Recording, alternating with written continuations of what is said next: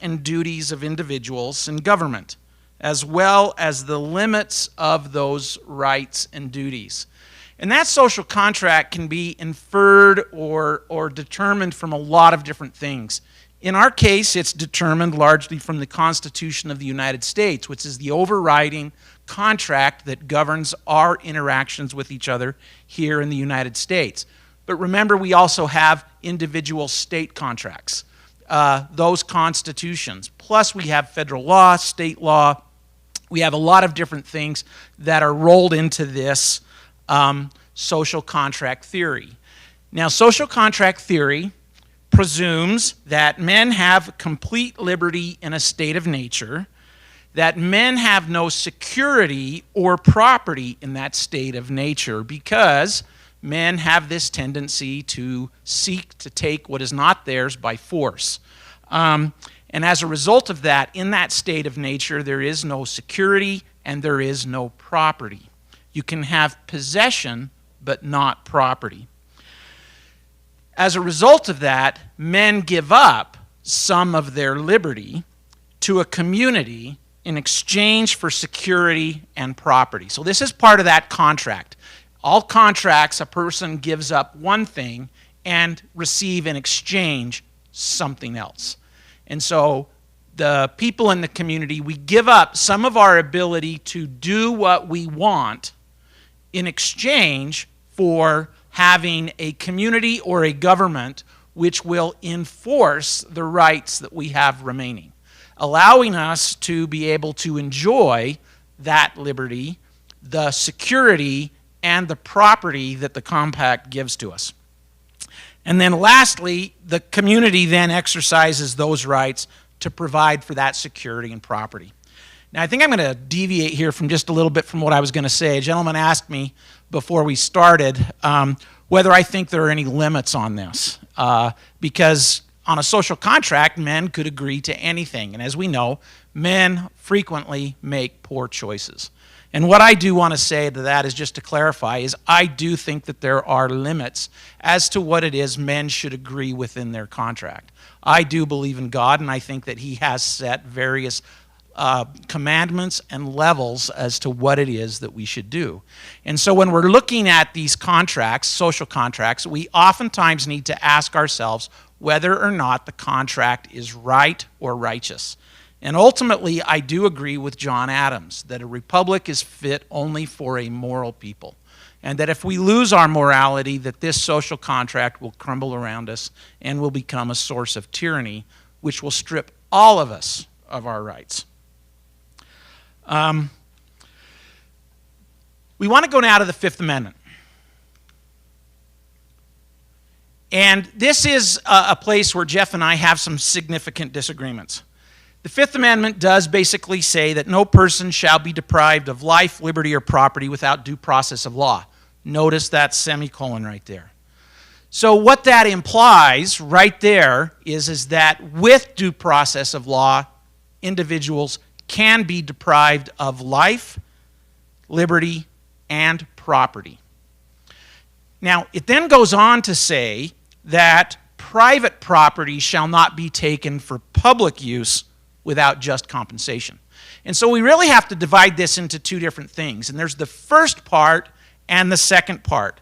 And in that first part, the thing to keep in mind is that what we're dealing with is due process. And due process is a system whereby there are three basic requirements. The first is that before a person can be deprived of property, that person is entitled to notice of the deprivation and an opportunity to be heard. So if the government is going to take somebody or seize somebody's property, let's say, for example, that a person is pulled over on the freeway and they have in their trunk a kilo of marijuana. The government needs to give you notice before they seize that property and an opportunity to be heard. And those things are required as part of due process. The government must also follow established rules that provide procedures and protections for the public and for the property owner. The police officer just can't say, oh, this is no good, we got to take it out of your car and go and stick it in the back of his car. That's not how it works. Rather, there are a series of rules, processes, and procedures that have been established, and they have to follow those, and only if they follow those can they seize that property. And then the last one is that the decision or a decision must be made by a neutral decision maker. So there must be some third party who is required to determine whether that is just to do the taking, as well as the next part that we talk about, but also the due process. And that's where the courts come in. It's the courts that oversee the takings. Legislative bodies and executive bodies frequently do the taking, but it's the courts that determine whether those takings are authorized or whether they're unauthorized. So now we go to the second part of the Fifth Amendment, which says that you can take private property provided it is for a public use. And what I want to say about this is that public use is generally defined as any circumstance where the government taking of private property serves a public purpose. And so, in my opinion, this gives the government broad latitude in order to take private property. And the key here is that we're not just talking about land, we're talking about any kind of property, whether it's intellectual property, personal property, contracts, all kinds of things the government can take. The government once tried to take an NFL team in order to keep it from moving from one city to another. So this really can be any kind of property that they deem. But all the due process requirements that we talked about in that last slide are also required to be done here. And then in addition to that, it is required to have just compensation. And I think that Jeff's definition of just compensation is fairly accurate. It is fair market value. Now, exactly what fair market value is something that people can often disagree about. And that's where it can sometimes get difficult. The good news, though, is that remember, it's that neutral party who has to make that decision. What is this property worth? Which means that what fair market value is always determined by either a judge or a jury in the United States. And the vast majority of the time, it's by a jury of their peers. Now, the last thing that I want to do is I want to bring into to view this idea that the taking of property by the government and having to provide compensation is not a new idea. It has been around for a long time. And I'm just going to direct you here to a quote from Hugo Grotius, a 17th century philosopher from the Netherlands. And he said this about property. He was actually trying to define what eminent domain is, which is what the government does when it seizes private property for its own use. It says, the property of subjects is under the eminent domain of the state, so that the state or those who act for it may use and even alienate and destroy such property. Not only in the case of extreme necessity, so there you can put in any kind of an extreme necessity that you want, war, natural disaster, public emergency, in which even private persons have a right over the property of others, but for ends of public utility, to which ends those who founded civil society must be supposed to have intended that private ends should give way. But when this is done, the state is bound to make good the loss to those who lose their property.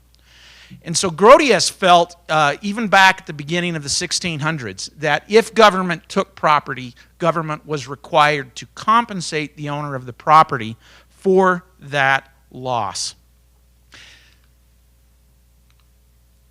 Now, this does raise one other question.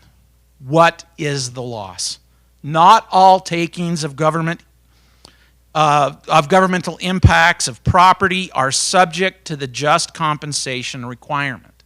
Oftentimes, the government can seize property, and I think an analogy here is to think about this. Jeff often talks about natural right of property, that a person owns property, and I would say rather to think of it from the social contract that it's more of a stewardship. The ultimate ownership of property doesn't belong to the individual. It belongs, ultimately, we are stewards of this from God, but also as a result of the community, that the community has the ultimate stewardship or the possession of this property. But there are basically three classes of takings which do not necessarily require just compensation. I already referred to one, criminal forfeitures. There are some kinds of property you cannot own because the law prohibits it. And if you have some of those things and the government takes them from you, they do not have to compensate you for it. That would undermine justice. That would encourage the possession of things which it is illegal to possess. Second, certain temporary or non-economic takings also do not require compensation. And I'm sure in our debate we're going to get into some more of this in some details and some circumstances and how that plays out. And then the last thing, regulatory changes or impacts on property may not require compensation. And on those ones it depends on the severity of those impacts. But I think it is important at the end of the day is to consider that the United States Constitution foresaw and authorized governments to take property, and that taking property is necessary in order to carry out the functions of government. When it does, if that is legally authorized private property, the government must compensate those individuals for that loss, and that it must be done in a way which comports with procedural due process. So I think that's where I'm going to stop, and we can let the fun and the debate begin. Thank you very much.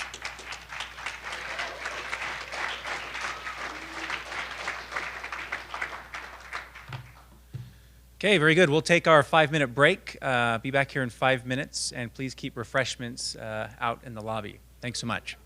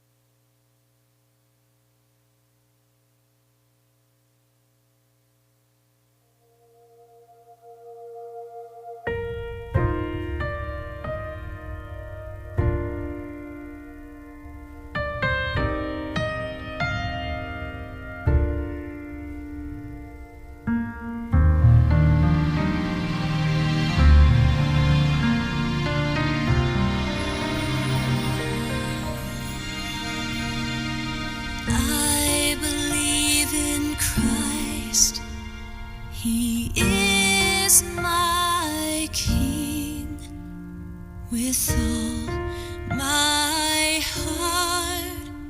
To him I'll sing.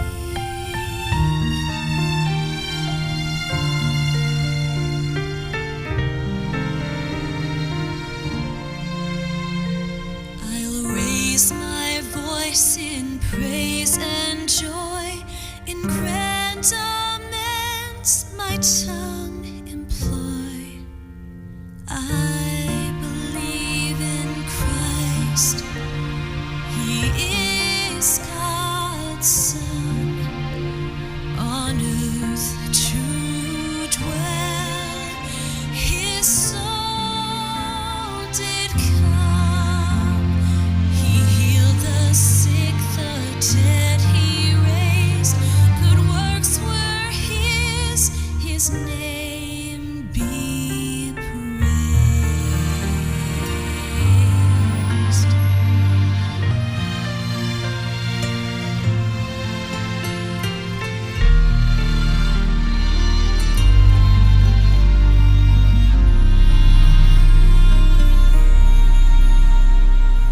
I believe in Christ, the blessed name, as Mary's Son. He came to reign mid mortal men, His earthly kin, to save them from the woes of sin.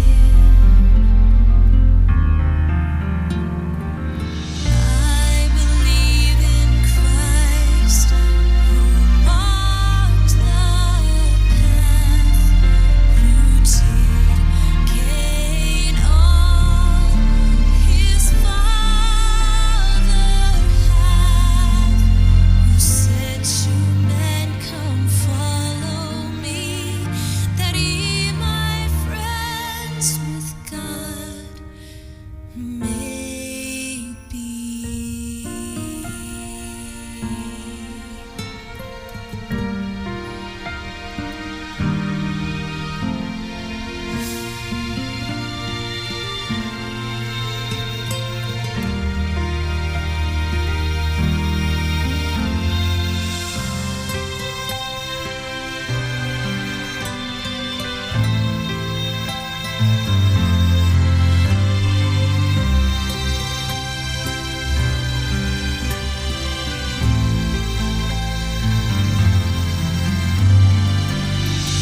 I believe in Christ, He stands supreme.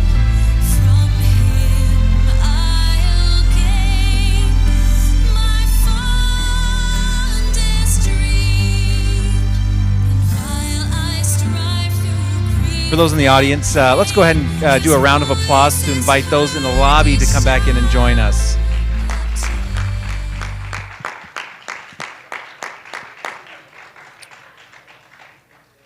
Kind of worked. I think it's mostly teenagers out there, so they just want to chat and hang out.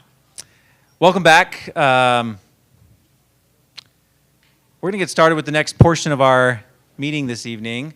So we had a great chance to hear from David and Jeff and their differing points of view on property rights in relation to the Constitution.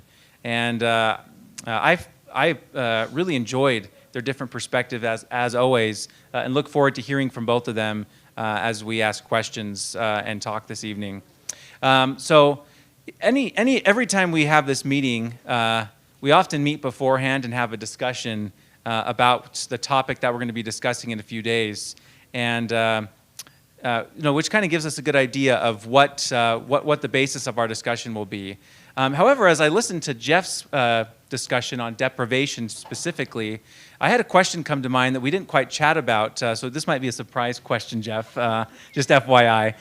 But you mentioned in your discussion about deprivation that you specifically talked about ownership and use, and you made that differentiation. And you kind of alluded to the fact that overall you would prefer that property owners are able to use their property as they see fit. So I'm curious as to where you draw the line on that position.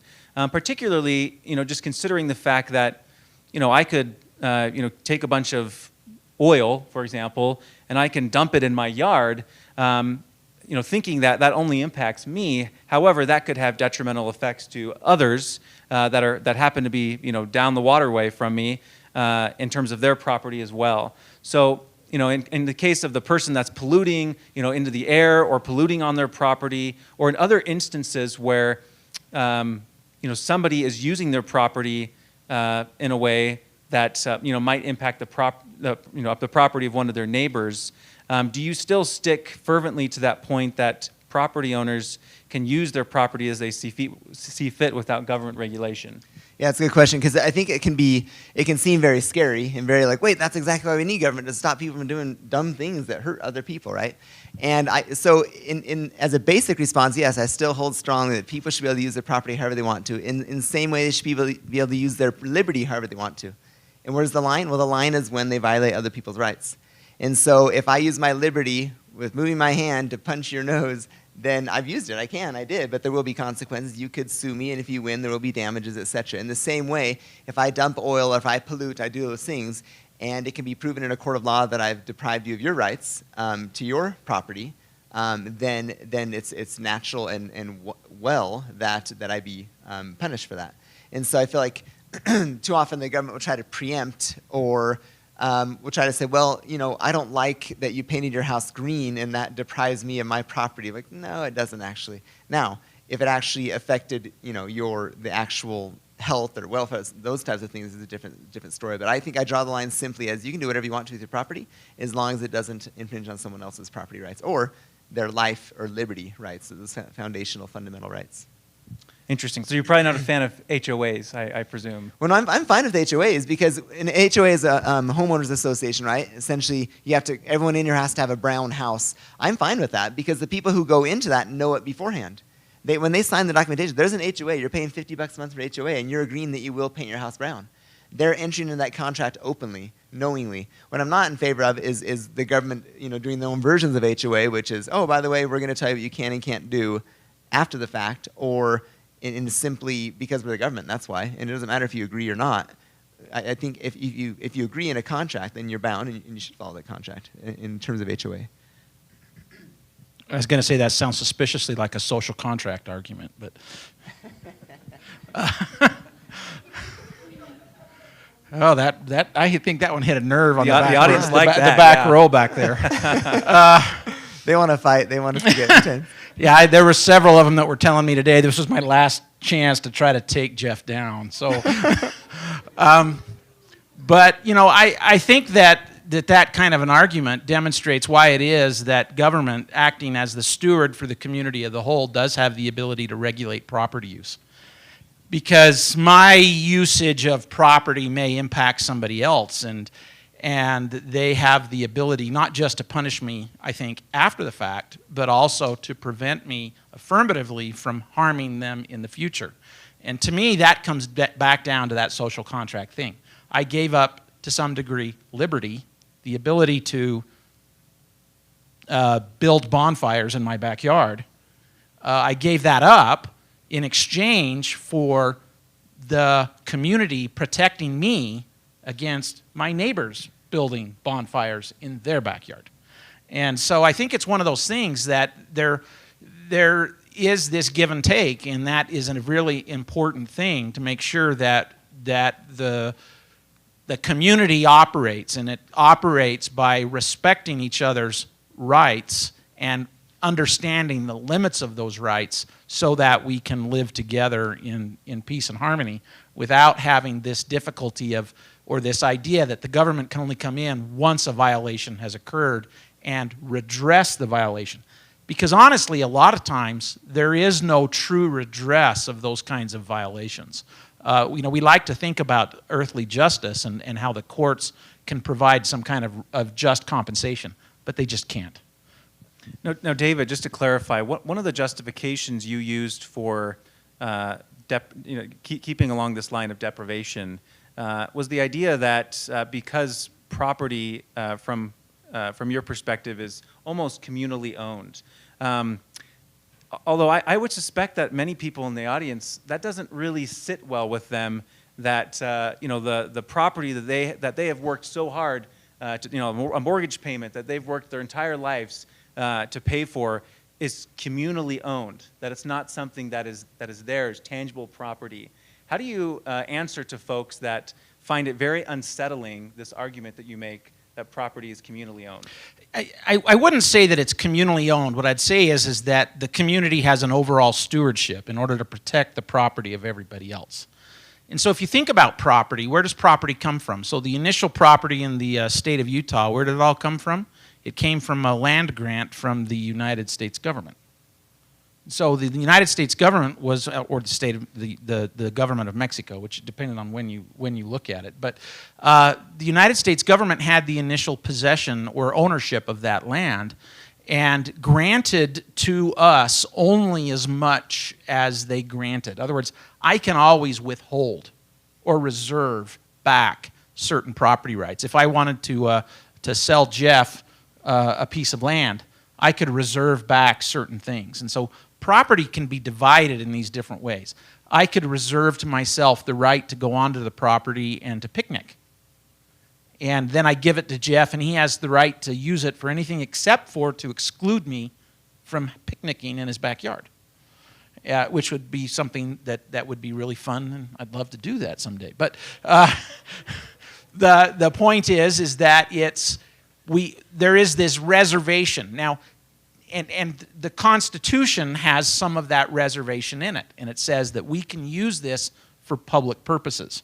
And these reservations have existed in law almost as far back as you can go, where if I'm a landowner and I'm doing something that is annoying my neighbor, there are certain circumstances where my neighbor can stop me or prevent me from doing it. The laws of nuisance that have existed in common law for a long time. So I would say that the community doesn't own it communally, and that would sound more like socialism or communism. I don't agree with that, but I do believe that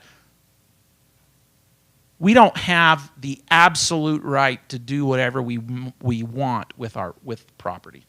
That there are limitations, and those limitations are based off of law and that social contract.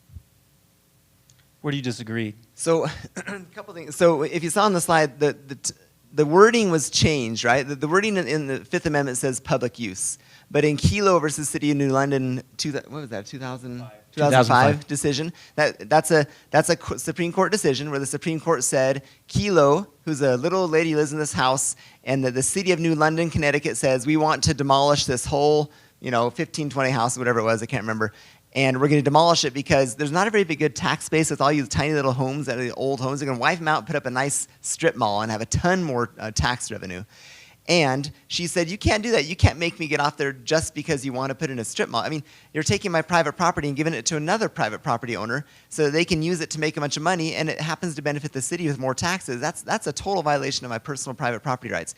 In Kelo versus City of New London, the Supreme Court said, no, it doesn't violate your rights. It's fine, as long as it's public purpose. So you see, they changed the words from public use to public purpose. Does it serve a public purpose? Sure. Yeah, it gives more tax revenue to the City of New London. But that violates her basic foundational private property rights. And I think it does kind of throw it in the court of not, I don't want to throw out communally because everyone thinks communism. They don't think clearly once they're communism. Like, no, but it does throw it into this idea of communal ownership where the community says, well, actually, we don't really care that you have that house and that you don't want to move. What we care is we want a strip mall, and we want to have a lot more tax revenue to come into our city. So your private property rights are now, your individual private property rights are now trumped by our community ideas of what we want to do with your property, what we want to do with your property. That's, I think, the fundamental flaw. And I think that I see the Fifth Amendment written that way in order to protect individual private property rights. So that's the difference, I think. One of them. I was going to say one of the difficulties of the Kelo case is that the property that was taken included this one woman's home, the little pink house, but the property as a whole had been declared to be a blighted neighborhood, and community blight or urban blight is really a significant problem. Because what happens in areas that are blighted is that bad things occur. So, for example, you might have a home in a community blight area that the property owner knows that it's a crack house, that there's criminal activity happening there. He may or may not be benefiting from it directly, but he has no interest in preventing that. But it brings down the property rights of everybody around it. So even if somebody wanted to improve the property next door to try to raise the community up, they can't, because they can't do anything about that other lot. And so with urban blight, it's a question where through the processes provided by state law, they can go in and say, this is a problem. This is what we call a public nuisance. And we're going to eliminate the public nuisance in order to improve the neighborhood, the community as a whole. And so, again, I think it goes back to this idea that to some degree the community does have an interest in what happens on your neighbor's land. And by trying to raise that property up, it raises all property, and which improves everyone's rights. And again, the person is justly compensated for their property, required by the Constitution. So to me, they bought that property understanding that the government could take it and provide just compensation. Yeah, I disagree. The blight. So blight means like rundown, right? Like so all of a sudden the government, some entity has this power to say, you live in a blighted neighborhood. We're going to take your property, and you're like, I don't think it's blighted. We live in a 1964 home. I think some people may say that's blighted. Like we actually live on the bench. We have a really cool view. You can see Utah Lake and the mountains back there. You can see all the way to wherever, the Spanish Fork, and it's an old home. And they could say, you know what? We could build some really cool condos, and there could be a lot more money coming into the city. You live in a blighted neighborhood. We're going to wipe out your home. And we're like, well, yeah, but no. Like, we don't care. We're taking your home. Deal with it. Can you argue, Jeff, that we would actually have more tax revenue by knocking down your home than and putting in a condominium, whatever, a nicer, bigger home or whatever? Can you logically argue that wouldn't benefit the county or the city? I would say no. I mean, guilty as charged. Yes, you can get better benefits by having better homes that are better whatever. But the fundamental issue is the private property. It's my private property. I happen to like how it is. When I see when there's a blighted area, and this is we had some really cool discussion about this the other day. If there's a blighted area, I think the natural market will figure it out. If it's just a completely rundown area, why does government have the right to come in and say, we're going to say that's a bad area? And much less, the thing that really makes me frustrated, the kilo, is we're going to take the private property rights of this individual and give it to another private land developer. We're just transferring it. The God of government comes in and says, we don't think you should benefit, we think you should benefit. And then you get this whole crony capitalism, right? Where it's not about, are you paying the right price? Does it make sense to pay what it costs to get those 3 blocks to put up your nice super center, et cetera, et cetera? You're not playing with supply and demand and cost and price and all that stuff. You're playing with, can I scratch the government's back? Can I take them out to dinner? Can I make sure they know I'm going to vote for them and I'm going to donate a lot to the campaign and make sure they get elected? That way, they can use their power to take someone's rights, someone's property, and give it to me so I can benefit from it. I think that's the essence of it, and it's a slight disagreement. So just as a quick follow-up, I think the point you're making that some of these deals that go down reek of crony capitalism, right? And I think that the audience, likely is sympathetic to that argument.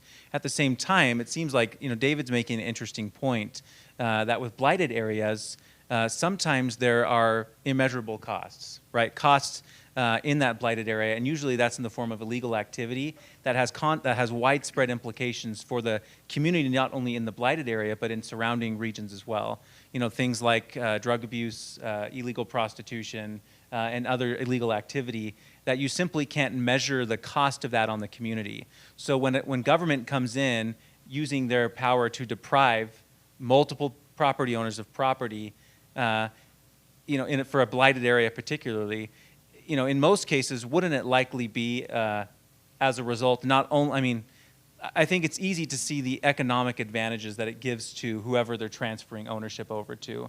But is there other, kind of peripheral benefits that result from government coming in and actually taking control of blighted areas. Yeah, I mean, what you referred to, right? It's not only eliminating, so in argument for this, right, is getting rid of blighted area not only eliminates criminality and such, but eliminates the huge cost of policing that area and rehabilitating through the prison systems, all the bad stuff that's going on there. I would just say that the people who are doing things that are illegal, it's no different than anyone else who does something illegal. You simply prosecute them through the law. They violated other people's rights. You know things are going wrong. You prosecute them through the law. You take them to court. They lose their property, whatever. Right? It's no different. And so the situation there is simply a matter of law and following the law. And a matter of if you aren't, there's going to be a consequence. Instead of going in there and saying, "Look, we're just going to take your property because we've deemed this to be, in our view, what we need to do." I guess the way that I would respond to that is those costs are real. They're significant, and they're not just necessarily related to crime. You have the costs of fire service. You have the costs of ambulances. You have the costs of just, like I said, property values on neighboring properties. And I don't know how many of you have ever lived next to a house that doesn't take care of their yard, but it impacts the value of your home. And so I think that you have to acknowledge that there are real impacts to irresponsible property owners or incapable property owners. And so to me what it comes down to is the due process part. Has due process been followed? And so you have to look at a large number of things. Does state law allow for this kind of a taking? And that's often what they turn on. So, for example, when the city of Los Angeles tried to acquire the Rams, ultimately the court said, yeah, state law doesn't allow for that. You can't take that. So that's the first thing. Does state law allow it? Not federal law, but state law. Secondly, have the procedures to take the law been followed properly? So in Kilo, for example, the state had declared the city of New London to be a blighted area. And then the city of New London created a redevelopment district, and the redevelopment district targeted those properties as being the ones to properly develop. They negotiated with several developers and decided on one. And I agree that there is a possibility of crony capitalism with that, but again, due process is set up in order to try to prevent those things. And ultimately, theoretically, this all benefits people. And I've been involved in enough redevelopment districts and takings of large numbers of parcels for those purposes that I think I can say, in my opinion, that generally those things are positive. Now, just like anything that we do as humans, we don't always get it right. We make mistakes. And you see that in New London, Connecticut. They took this little old lady's house. She took it all the way to the United States Supreme Court. They tore her house down, and nothing was ever built there. And the land is still vacant today and is arguably more blighted today than it was when Possibly. they took the property. I mean, it's a tough case, but I think that in the theoretical part about it is that it is something that can have significant positive impacts on the community as a whole and on property values as a whole. And the property owners is compensated, and that includes some of the nuisance value of having to move, find a new home. And so all of those things are included in part of the compensation that they receive from the government for taking their property. Yeah, do you mind if I just respond a little bit? There's risk inherent in living. Like if we're going to look to government to try to mitigate all risk, I think that's when we'll get a government that's so big they can, a government that's big, I think Jefferson said the government that's big enough to, I shouldn't open my mouth not knowing the quote, basically to give you all things is the government big enough to take all things from you, right? This idea that, I think this illustrates a really, really interesting point between natural rights and social contract. Natural rights is if I live in a home and I've got a neighbor who lives in a junkie, or lives in a nice home, but they've just let their yard go to pot and everything, the paint's peeling and everything's going crazy, does it have a real negative impact on my property value? Yes, there's no question. So then the question becomes, what can I do about it? Can I go? What I can do is I can knock on their door. I can volunteer to help out. I can even donate some of my time or money to fix things. I can get a whole community together. Hey, we'd like to help you. I can do any of those things that are all governed by choice. But what I can't do is use force and make him clean it up or just bulldoze the thing and say, we're going to put something better in there. If I can't do that, then I can't give to government the power to do something I'm not willing to do. If I'm not willing to use my time and money to do that, and they're not willing to take me up on my offer, and all that is governed by choice, why can we introduce a foreign player, the government, to use force to make something happen that I simply can't do myself? So what happens there is obviously it's not a natural rights theory compliance, right? Because you're not giving your government a power you have. They're not deriving their just powers from the governed, from the consent of the governed. They're deriving their just powers from this idea that, well, I think it's all right. Government can take stuff if they want to. If they think it's blighted, they can take it. What you do is introduce force into the equation instead of letting choice. And just like in the situation where you admitted that it doesn't always work out right, this doesn't always work out right either, right? It's not like he's probably just going to continue living in a dumpy place and my property value is going to keep going down and down. I'm like, man, that's too bad. Not, I got to get someone to force them to do something different. Like, I can't do that. We have family members, we have friends, we have people interactive, we have people who drive, all these things that we can't just have government control everything. We, at some point, have to say, I'm a big boy and life didn't work out that as well as I would hope so, and I'll continue to work on this relationship, maybe try to eventually fix things where it can help my property value go up again, but I can't introduce choice or force into an equation that only allows choice by natural law. So I think both of you are getting to whether or not the ends justify, or whether or not the means justify the ends, right? And you're suggesting that using force as a means doesn't justify the outcome, whereas you're suggesting that usually in your experience, what you've witnessed when property from blighted areas has been taken, it usually results in a net benefit. So you're suggesting that in this case, the ends justify the means, so to speak. Yeah, I think that's true, but I also think that the ends are contemplated ab initio, at the beginning.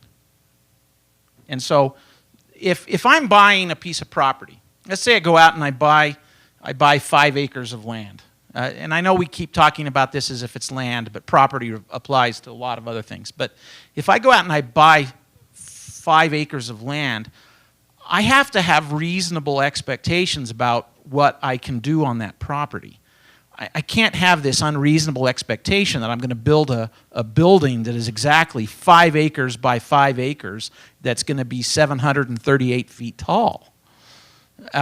Because that's going to have a huge impact on the people next to me. And so to me, it's part of what it comes into this is when I bought the property, I could not reasonably have believed that I could do that. And so I didn't actually buy that. Does that make sense? By the power to build a big skyscraper, right? Yeah, because when I buy it, I only bought certain rights. I only bought certain things. And so I can't just say, oh, now I have it. I can do anything I want on that property. There is this kind of this expectation that my actions are governed and restricted by this idea of what is reasonable. And Jeff, I think you brought this up, and I'm going to kind of push back at you on it. Your backyard, nice slope, up on the benches, beautiful view, which is why I want to go picnic back there. But, he's on a slope here, and if he wants to build this 7-story building that's incredibly heavy, that has the likelihood of sliding down the hill, do we have to wait until something terrible has happened? Or can the government say, no, we're going to stop you from doing that? You can't do that. Nor should you have reasonably expected that you could do it when you bought it. Yeah, and I'd argue that when I buy that, when I'm looking at the technical terms of the title or deed or whatever, that I do know I'm buying it with its restrictions. I do know I'm buying it with a zoning. I do know I can't buy it and then turn around and build a McDonald's on it. I know that because it's zoned residential or whatever. Like, to me, it's not just a reasonable, it's legal expectation. It's actually written in all, you sign like 85 pages whenever you buy a home. Somewhere in there it says you can't do all those things. It's residential, et cetera, and you can't build all the way up to the property. You have to have easements, all that stuff. I get that. So I'm not saying you can't do whatever you want to do.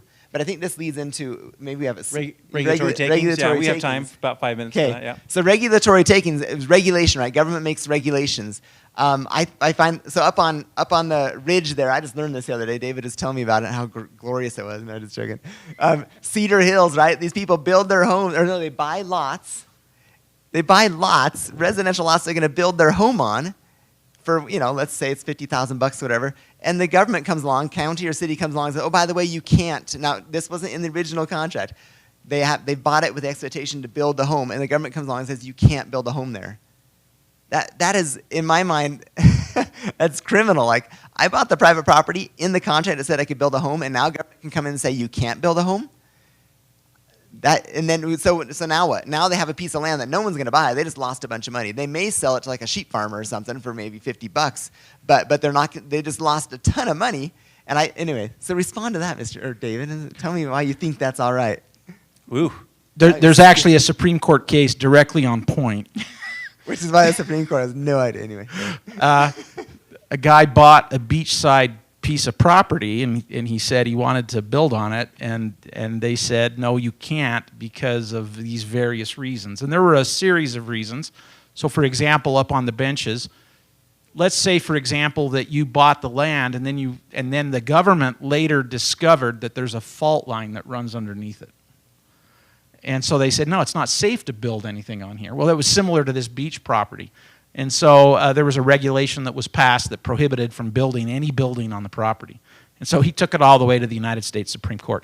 Now, I think that the United States Supreme Court went too far in this decision. But what they said is, no, you haven't lost all value to your property. You can go picnic on the property. And as a result of that, you haven't lost all expectation of value. Because my argument, just to explain that, my argument was they should pay him every penny he paid for that. They should pay the Cedar Hills residents every penny they paid for it. And David said, no, in this case, they determined, no, they don't have to because you haven't lost all value. You can still picnic on the property. And the guy's like, I didn't buy it to picnic on. I bought it to build a home. And you late afterwards tell me I can't. And I think that the Supreme Court went too far there. But if there was a fault line that was undiscovered that was under your property up there on the benches, and the government discovered it after you purchased it, and they say to you, no, for your health and safety, as well as for the health and safety of everybody around you, you cannot build a building on that property. I don't think that's a taking. Yeah, I don't dispute that. Well, no, but I do think it's a taking because what I don't dispute is that, hey, you can't foresee the future. We found this fault line. Okay, you can't build on it. That makes sense. But the government should pay them, and you're saying they shouldn't. No, because the government didn't take anything from you. They had an unreasonable expectation that they should probably just be able to build on There the was thing they a bought. so in law school you do a lot of crazy hypotheticals. Okay, so if I buy a cow, and I often use the cow analogy in my classes when I'm talking about things. If I buy a cow and the next morning the cow's dead, whose fault is it? Now, if Jeff sold me the cow and he knew that the cow was terminally ill, then maybe it's his fault. But if he sold me the cow and he thought it was a great cow and I inspected the cow and bought the cow, it's not Jeff's fault and it's not Adam's fault because he said you can't sell dead cows. And so it's the loss of value to me is coincidental. And this is what I would say is here. An unforeseen circumstance occurred and you lost all value for your property. You can still picnic on it, but you can't build anything on it. And I would say that that's not a compensable taking. In other words, the government doesn't have to pay you for that. And there's a number of cases on things like this. So, for example, if my house catches on fire and it's fairly close to the property line and there's a danger that my neighbor's house might catch on fire, the city can actually knock my house down to prevent damage to my neighbor's house, and they don't have to pay me for it. But that's because they're, again, protecting the interests of the community, protecting my neighbor from a bad thing happening because my property is having an issue. So that's kind of where I feel with that. Regulatory takings, I think, are real. Sometimes the government should have to pay when they take something. So if you bought some land and it was zoned industrial, and shortly after you buy it, they come in and they say, oh no, we're going to change that. We're going to make that agricultural and you can't build any buildings on it. And you're thinking, I'm not a farmer. I didn't buy this to be a farmer. I think that they would be, that you would be entitled to some compensation for that. Does that happen in any cases that you've heard of? Yes. Yeah. There are a lot of cases where people have said, wait a minute, you've taken my property, you've removed my, and what they look at is what's called reasonable expectation of investment value. So they look and did you have a reasonable expectation of something, and has the government taken it away from you? See, I wouldn't see that any different than expecting to build a home and then you can't build it because they say later. I don't see how it's any different than zoned industrial and they say, oh, now it's agricultural. It's the exact same thing, but I guess that's why I'm not a lawyer. So where would you, for you, what is just compensation in the case of regulatory takings? What would you consider just market value or fair market value? Fair market value, I'd say, take it out to market and whatever price that they'd be willing to pay at that point is what you should get paid. I think, like what David said, making you move or something in the case of real property, I think that makes sense as well because there's some real cost to having to move and find it and relocate, etc. But yeah, I think that'd be. Okay, very good. Well, let's go ahead and transition. Let's give these presenters, or these debaters, I should say, a round of applause.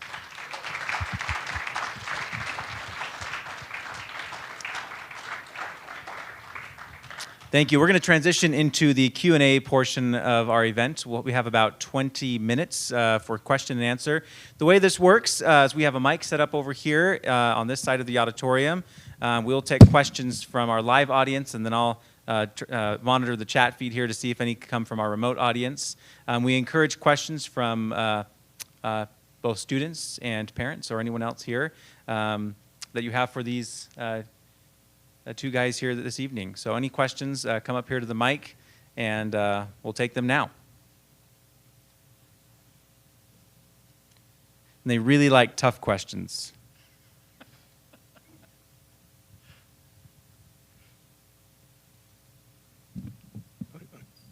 Is it on? Yeah.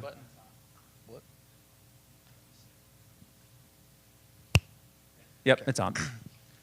All right, this one's for Mr. Hymas.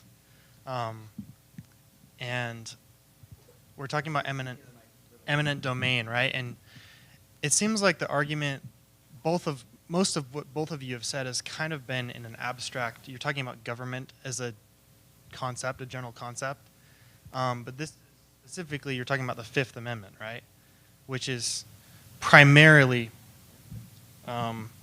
supposed to limit the federal government. And we talked about the 14th Amendment, other things like that applied it to the states. But the Constitution of the United States was primarily intended to define the limits of the federal government with a few extra things added on. And over time we've added on. But primarily it pertains to the federal government, and state constitutions pertain to the state governments, and county, city ordinances, charters, all of that kind of thing. But the principle of federalism, which I assume that you are wholeheartedly in agreement with, is that issues should usually be dealt with at the level closest to the people, right, Mr. Hymas? Yeah.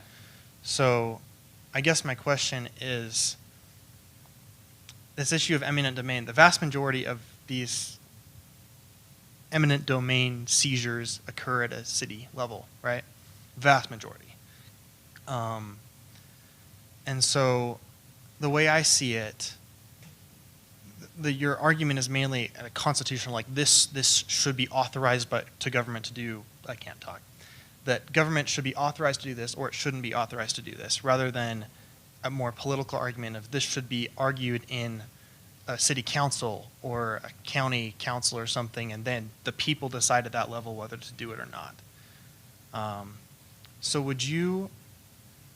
I guess what's your response to that? Like, do you think that this should be something that the government should be not authorized to do at a city level, or is it something mainly that should be argued among the people of a community and then decided whether in a specific case they want to take this piece of land from a private citizen? Well, I don't know if I understand perfectly your question, so let me rephrase. Are you saying that it shouldn't raise to the level of federal, it shouldn't be a federal state issue in the first place? It should be a local issue and let them decide at the local level, so just let them decide. If they think they should take that lady's pink house, they should do it, and no big deal, just leave it at that. Essentially. I would say, first of all, I agree that the vast majority of all takings happen at the local level, just like with Kelo. It was Kelo versus City of New London. It was a resident against a city saying don't do that. The issue is because, I don't have all the perfect Mr. Hancock will know better the wording for how lawyers or the Supreme Court defines this, but it's a fundamental right, the idea of property. And the reason that matters is even though Kilo City in New London was a local thing, it happened in a little town in New London, or in Connecticut, it rose to the level of the Supreme Court. And so, as I view it, property is a fundamental right, and it has the potential, just like we saw in Kilo, and usually will rise if it's debatable all the way to the Supreme Court. So it can't be a local issue. It'd be great if it's a local issue and they kind of resolved it there, but it won't be as long as they have the right to appeal, which they do, and it's something as fundamental as that is, and talked about so directly in the Fifth Amendment, it becomes a federal issue that the Supreme Court will rule on. And so as much as I would like it to be resolved at the local level, and I think it should, and I think it was resolved at the local level, it was resolved in a way that Kilo didn't like it, so she appealed and appealed and appealed to the Supreme Court. Does that make sense? I don't know if I answered your question. Did I miss it, kind of? No, yeah, I didn't word it very well. That answers part of it. I guess my other question, you talked about public use, and I looked it up in the 1828 Webster's Dictionary. Oh, good. Did it say Hymas is right and Hancock's wrong? The back row liked that one. It was actually a very broad definition. It didn't imply use meant like the actual physical walking on it of the public in general. It said use or use for any purpose for a profitable purpose. That was the language it used. So kind of like the Grotius quote that Hancock Yeah. used earlier. Uh-huh. It implied that it was wider. It wasn't just a narrow, public use, meaning it has to be a park where all the public can walk on. It was for the public use, essentially meant for the public interest, which would imply that at the local level, which is the most accountable to the people, and if they do something stupid, the people can more easily stop them, that might be a wider definition, whereas at the higher levels of government, they would be more restricted in doing something like that. Okay. Yeah, so I guess I go back to public use, more just kind of a natural rights theory type response is simply that they can't, I don't know. To me, public use is a term that I'm applying my definition from my point of view of a natural rights view. And Mr. Hancock is applying it from a viewpoint that actually coincides with how Kelo and the current Supreme Court sees it as no public purpose, as long as it's kind of connected some way, which is kind of more of a John Marshall, general welfare kind of, well, as long as it's connected somehow, that type of idea. I think it's more of a narrow versus a broad definition. And I think, in my view, both are legitimate. I don't like the Kelo idea. I don't like Mr. Hancock's viewpoint on definition of what public use means.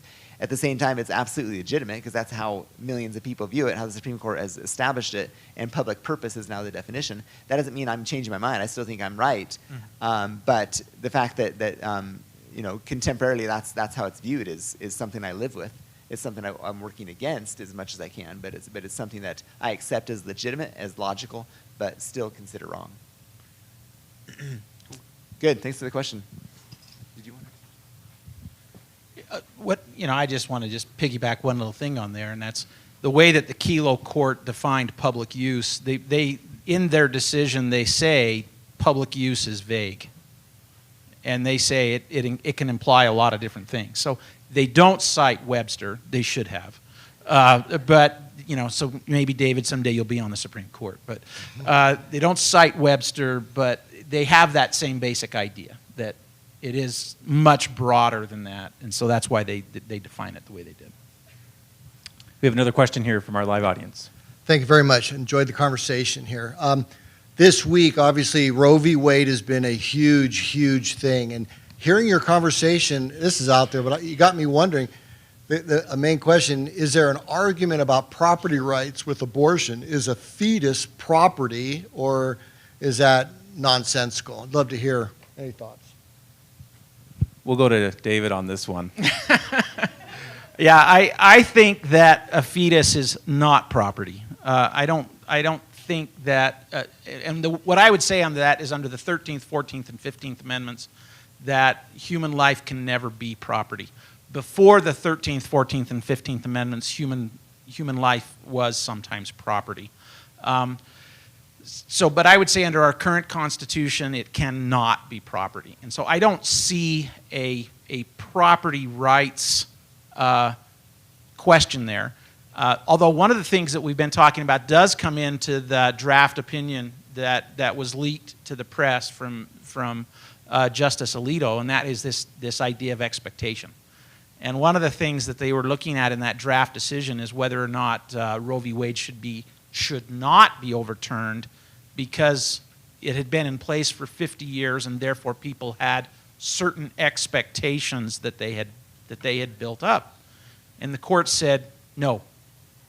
And the reason they said it is because those expectations were not economic expectations. They may have had philosophical or social expectations, but no economic expectations. And so the court said no. And so in thinking about that, I can see how there could be this idea that this is a regulatory taking.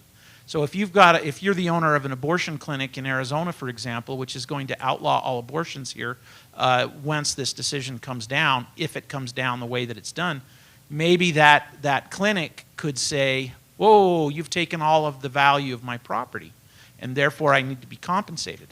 But I think that goes back to what I talked about earlier, is that there are certain things the government can prohibit, and as a result, you had no right to do them.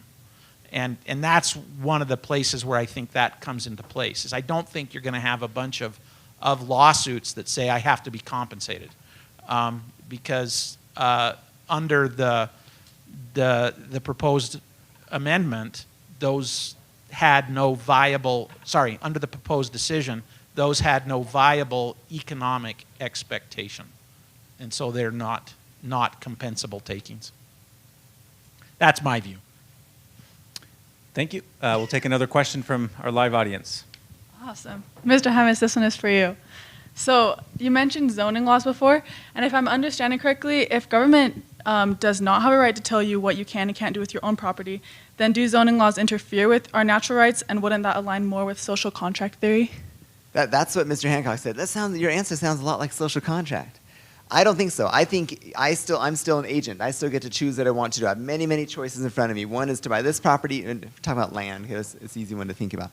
I can buy this one, I can buy this one, I can buy this one. I can buy this piece of land in the county that has no zoning on it. It's pretty much do whatever you want to do, because you live out in the middle of nowhere, no one even cares. Do whatever you can, whatever you want to do. Build whatever structures. You can build your skyrise there, all you want. It's in the documentation of the. I don't want to go with that one. I want to go in town because I live close. I work at the school. I want to be in a. And I look through the documentation, it says you can't do this, this, this, this, and this. That doesn't infringe on my agency. I still get to choose what I want to do. In fact, I think it actually establishes agency. Do I want to take, when I pick up that one end of the stick, I'm picking up the other. When I want to buy the property, what comes with that property? The right to do this, but not the rights to do these things, because I bought under a homeowners association. So it doesn't affect my, I'm not saying natural rights means I should be able to do whatever I want whenever I want to. Natural rights is I should be able to choose and accept the consequences.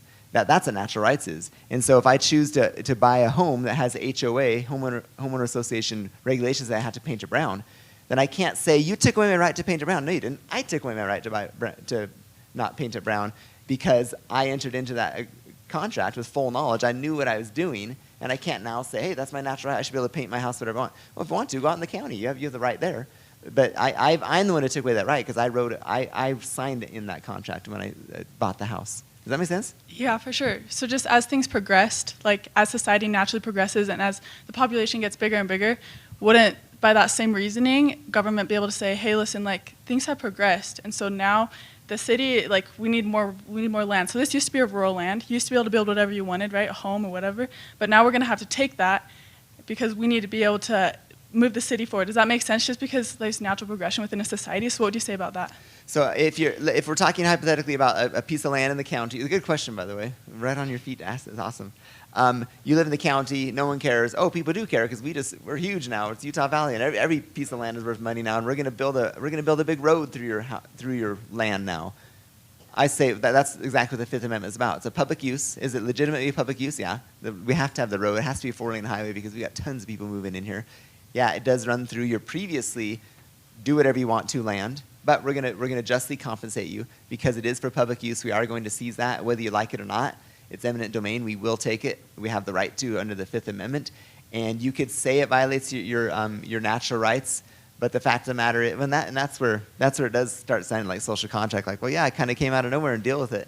So I guess I would yield in that way to say there's really no other way around that, but to say in certain circumstances, I guess social contract would take over. where you did have the right, you do have the natural right to do whatever you want to in your land, and all of a sudden they say, no, you don't. We're going to put a 4-lane highway through your property. And you say, yeah, but that violates my natural right. I never knew about that. It's coming on me against my will. Well, Fifth Amendment says, well, there's your social contract that says we can do that. So I can see that. Yeah. So I think you're right. I think it does bleed a little bit into social contract. Okay, yeah, that makes sense. Thank you. Yeah.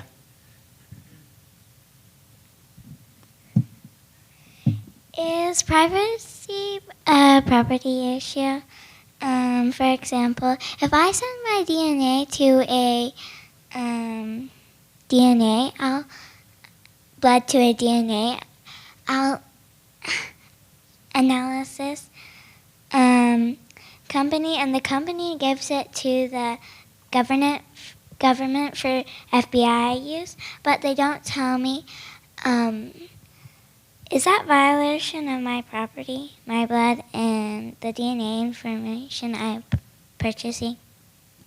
Good question. I'll let Mr. Hancock How come start he on that always one. passes the good questions over to me? That's what I want to know. I think that's a really excellent question. Yeah, Yeah, wanna do so it? she essentially is asking if somebody sends their saliva or blood to a DNA company, and then that DNA company goes ahead, like 23andMe or Ancestry, and gives that over to the FBI without my consent, is that a deprivation of my property? Did I repeat that good enough? Okay, David. You know, and I think that's a great question, and it's a subtle question. And I would say if the contract where you provided them with that information didn't disclose that they were going to give it away to somebody else, I think you would have an argument that they had taken your property. And there's actually been a few cases on things like this. Most of them have to do with fertility issues, where people have frozen eggs or things like that, and you have some of this with animals as well as with humans. But there have been cases like that, and so the answer is, I'd say yes, that would likely be a violation of your property. Probably also a violation of your privacy, but that's a different, but it's a related thing, and I think that's a really great question. Thank you. Thank you. You're welcome. We'll take our next question. My question is basically asking you to clarify or go just a little bit farther on things you have said. Because the government has a big stick, the government wields a lot of power. The individual hardly equal to the government and the power of the government. And so I would like you to kind of, first, I'd hope there'd be on the part of the government a desire to first do no harm, to be restrained, to be unwilling to wield all the power that might be wielded. You might respond to that. And then the second was just perhaps to ask, in the case of the little widow woman in the blighted home, her small, inadequate home was adequate for her, and it gave her a degree of security because she could afford it. Yes, it wasn't worth much, but she could afford that. If they give her the pittance that her property is worth, and she has to go and use that pittance to acquire a living somewhere else, she's in trouble. So I'd perhaps that was that consideration, her future, her ability in the future to live as she could live if they allowed her to stay, was that part of the just compensation. You might respond to those. I think that those are both two excellent questions. I'm going to try to answer them both, or at least give my position on both of them. On to the first one. I think that the government has been granted immense power. I think the government should rarely exercise their full power. I think that the restraints on government, although they're codified in the Constitution and elsewhere, I think what they're fundamentally they're moral, and that like John Adams said, that a republic is fit only for a moral people. If the people are moral, then the government will not abuse its power. But the hard part is, well, what happens when we begin to become immoral, or where the holders of power in a government are immoral? And that's where the protections of the Constitution, I think, guard the individual. So you look at the Kelo case. This poor little woman who lost her home, or was in the process of losing her home. She, even though she was a single individual fighting against the might of government, she was able to take it all the way to the United States Supreme Court. And so, although she ultimately lost, it's a testament to the value of our system of government, that an individual was able to fight against government all the way to the highest level. She ultimately lost on the issue, but it shows that I think that individuals are not completely powerless, because those rights are there, and the Constitution, the state constitutions, the statutes that have all been set up for this to provide for due process, those are all intended to protect our rights as individuals. And that allows us to fight the government and to sometimes win. And I've been involved in cases where the individuals won against government. So I think it's possible. But is it difficult? It's extremely difficult. Could I follow up with just to ask this? Did her compensation enable her to go somewhere else and have to be compensated so that she could? And that is a great question, because one of the things that is oftentimes murky is, what does just compensation mean? And most people would say that just compensation is a willing buyer and a willing seller accepting the highest and best use of the property at the time of the taking. Well, if I'm an owner of that property, and this is an objective concept, if I'm the objective owner of that property and I need to move somewhere else, I'm not going to sell that unless I can have enough to move somewhere else. So there's a number of ways to value property, and one of them is based off of comparable sales. What have houses like mine sold elsewhere? If I live in a blighted neighborhood, that's not a very good comparison. Another way to value it is by what we call replacement value. What does it cost for me to replace that home somewhere else?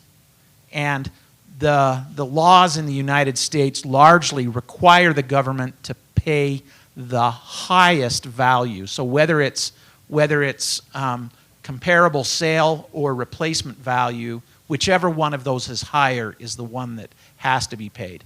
And fortunately for Kelo, the woman who owned that little pink house, she did receive enough to go somewhere else, and she received relocation assistance that allowed her to move into a home and where she was able to live the way that she was.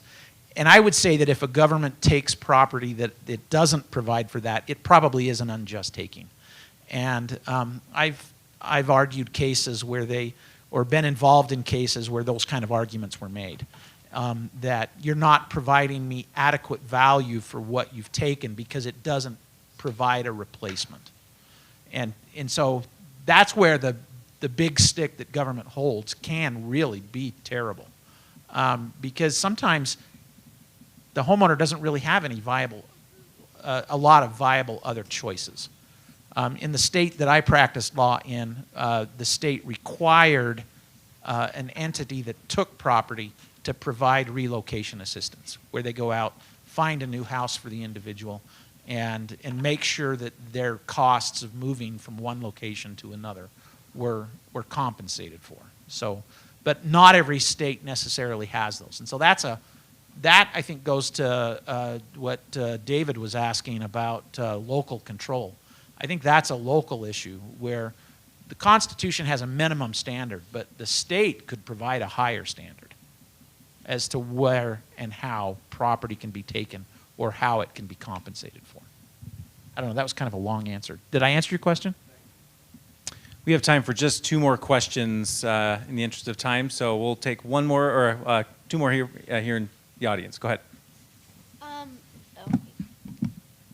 So mine kind of goes with like the zoning. So say you buy one that's rated industrial, like you said, and you build like this car manufacturing thing. And so you build it, it's already done, you're manufacturing cars, and then the government says you have to shut it all down because it's now zoned agricultural. So now you bring it to the Supreme Court, and they say you can't build on it, but you say you're violating my rights. They also say you're also polluting the air, and so you say there's other factories that pollute the air, but you don't make them move. So what would you answer to that?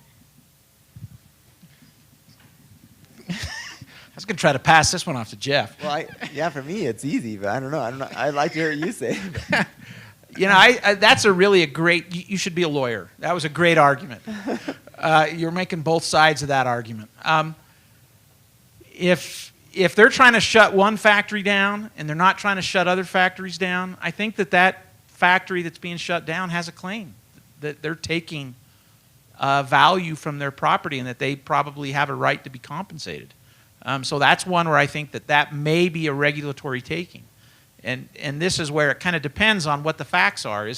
Are the other factories in a different place? Are they not impacting places around them? Are they not polluting as badly as this one? Is it a different kind of pollution?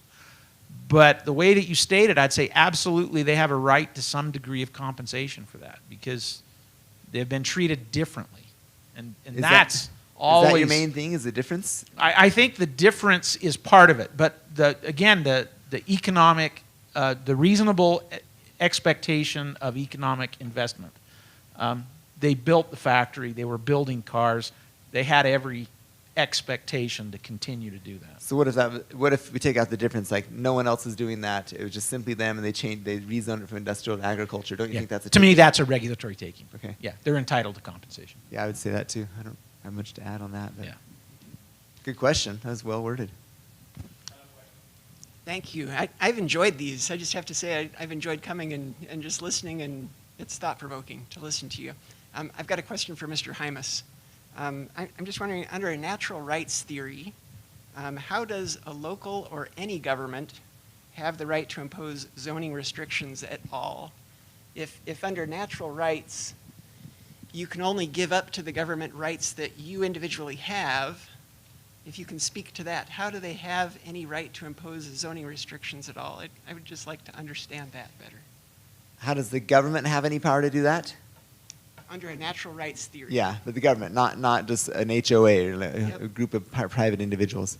I think that my initial response to that is it has to somewhat answer the same way I answered Janaea earlier, that there's got to be some crossover, because natural rights is basically what rights do I have as an individual? I can't force someone to do something, so why can government have the power to force people to zone, to build certain ways?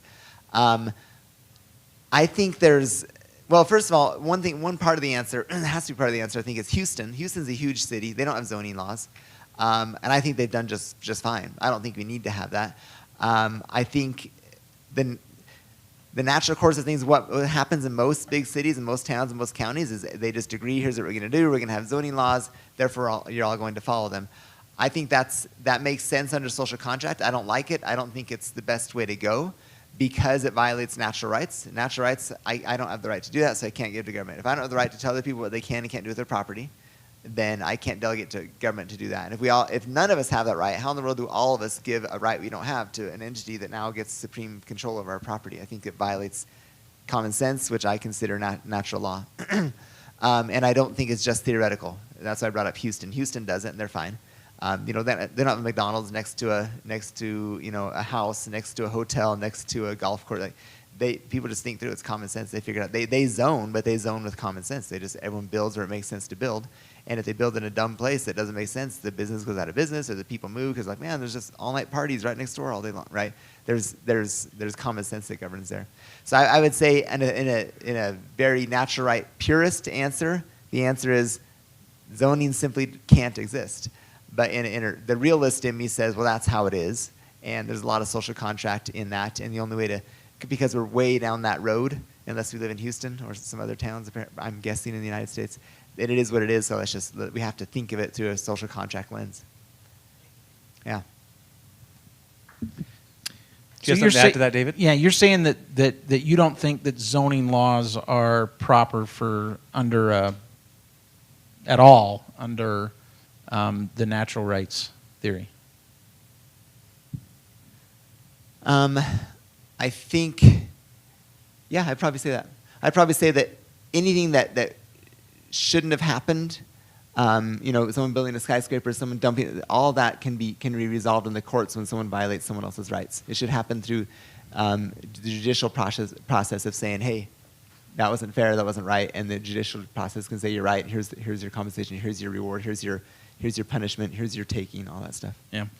I think that's kind of an explanation as to why the social contract theory, I think, is, in my opinion, is superior, is because everybody gives up a little bit of liberty.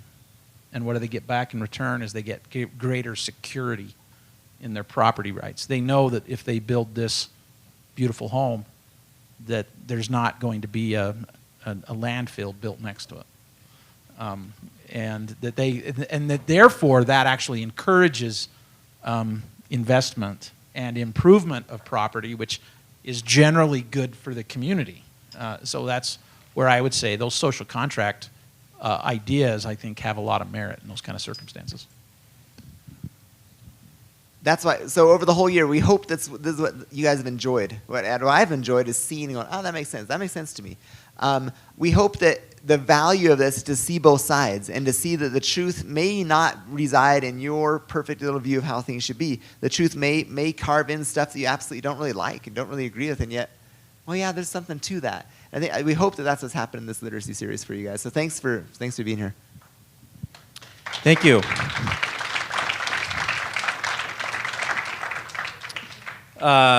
We're thankful for all of you who came out this evening and joined us in our live audience and remotely. Thank you so much for your participation.